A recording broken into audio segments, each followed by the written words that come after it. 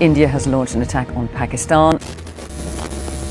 It's said by the Pakistanis that 5 Indian aircraft were brought down. Pakistan is vowing to retaliate at a time and place of its choosing.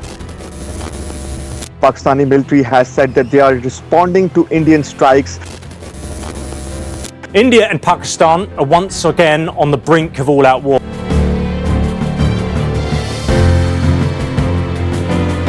From the moment of partition in 1947, India and Pakistan inherited more than just borders.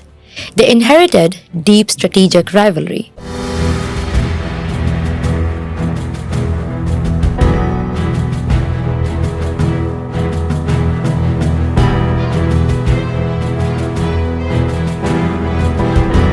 Over the decades, this rivalry has extended into the skies, with both nations striving for air power supremacy.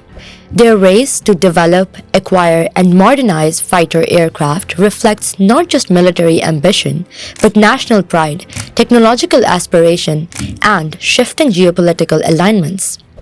In this video, we will tell you about the journey from early Cold War era imports to homegrown jets and modern co-produced fighters, thereby illustrating how air power has become central to their ongoing contest.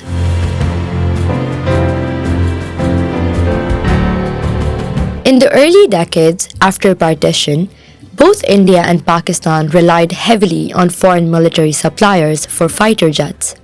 Pakistan, in its formative years, procured aircraft like the F-86 Sabre from the United States, while India, lacking an immediate domestic fighter jet industry, turned to Britain and the Soviet Union. For example, the Indian Air Force IAF inducted the Hawker Hunter, a British jet, in the 1950s. These imported jets became the backbone of their air forces, not just for defense, but for power projection in regional conflicts. During the Indo-Pakistani War of 1965, aerial combat or dogfights became central to both air forces' strategies.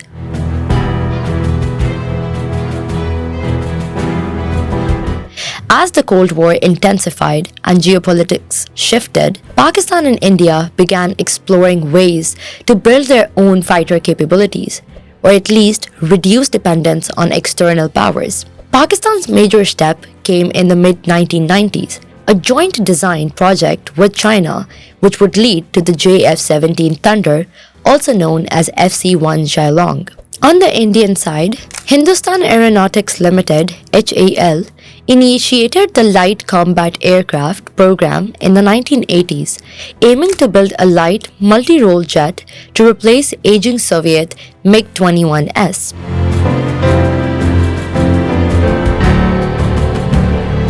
Pakistan's JF-17 project matured into one of its most successful modern jets. Jointly developed by the Pakistan Aeronautical Complex (PAC) and China's Chengdu Aircraft Industry Complex, the JF-17 first flew in the early 2000s. By the 2025, Pakistan had produced many block variants of the JF-17, including the advanced Block 3. The aircraft is made with 58% of its airframe in Pakistan and 42% in China. In 2024, Pakistan also signed a contract to export the JF-17 Block 3 to Azerbaijan, emphasizing the jet's export viability. This aircraft represents a low to mid-cost, multi-role solution significantly cheaper than Western fifth-generation fighters, yet effective in regional scenarios. Furthermore, recent news at Aero India 2025 highlighted that Pakistan has modernized its air fleet. The JF-17 Block 3 was inducted into the 16th Squadron Black Panther base in December 2023, and the Chinese J-10C also entered service in March 2022.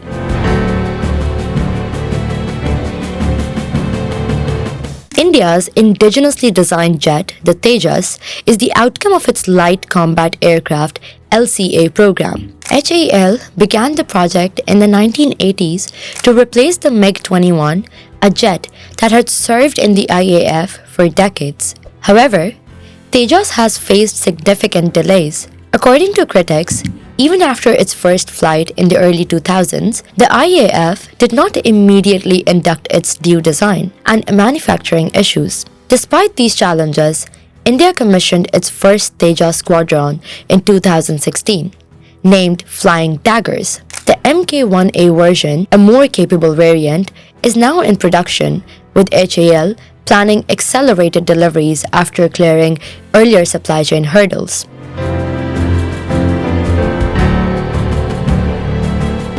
The edge for Pakistan is that the JF-17 has arguably given Pakistan a reliable, battle-proven aircraft that is cost-effective and exportable. Analysts credit its growing fleet and export deals like Azerbaijan with boosting Pakistan's regional air power profile. The challenge for India is that while Tejas is a symbol of indigenous development, its production pace has lagged.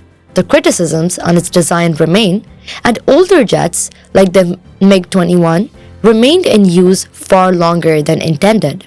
Additionally, reports suggest India is contending with looming fighter squadron shortages. Analysts now argue that India's Tejas Mk-1A, particularly with recent production acceleration, could rival the JF-17 in the next few years.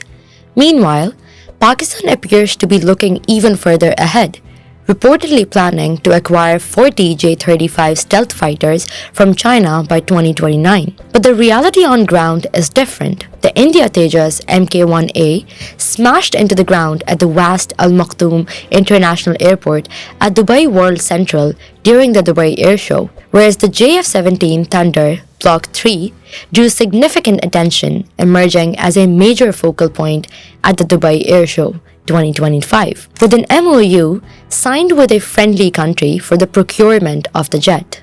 The fighter has proved its combat capabilities during two conflicts with arch rival India in 2019 and 2025. The biennial air show is being held at Dubai's Al Maktoum International Airport from November 17 to 21.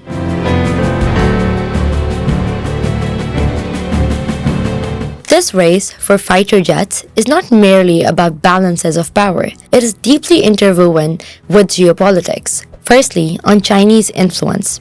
China is central to Pakistan's aerospace ambitions, providing both technological support and political partnership on the JF-17 project. Secondly, on export ambitions.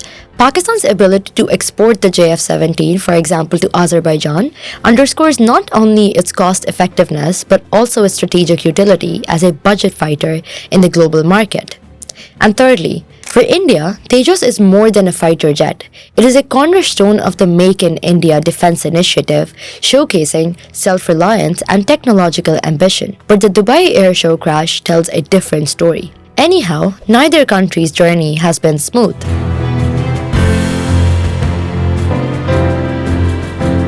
India Tejas has been criticized for production delays and earlier technical issues.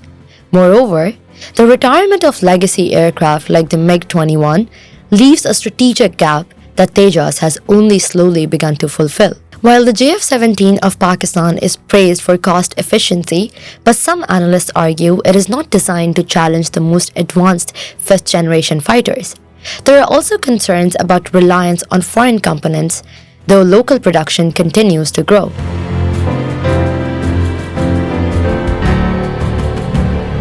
By 2025, new developments illustrate both progress and tension.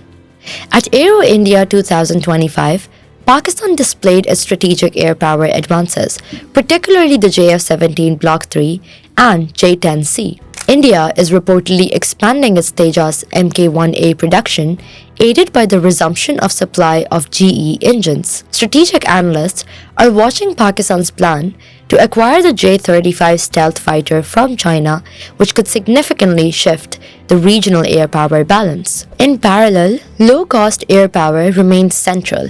The JF-17's export success shows that Pakistan may increasingly compete in markets that favor affordability over ultra-advanced features.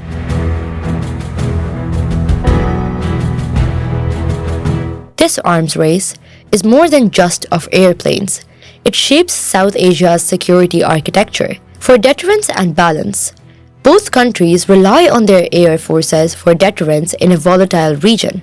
And technological ambition, for India, Tejas is a step towards sovereign defense production. For Pakistan, the JF-17 program represents a rare indigenous manufacturing success in collaboration with China. Pakistan's export of the JF-17 positions it as not only a buyer but a seller, and China plays a role in that. Regarding future risks, however, if Pakistan obtains advanced stealth fighters, India may feel compelled to push harder on its own advanced jet programs, potentially sparking another aerial arms race.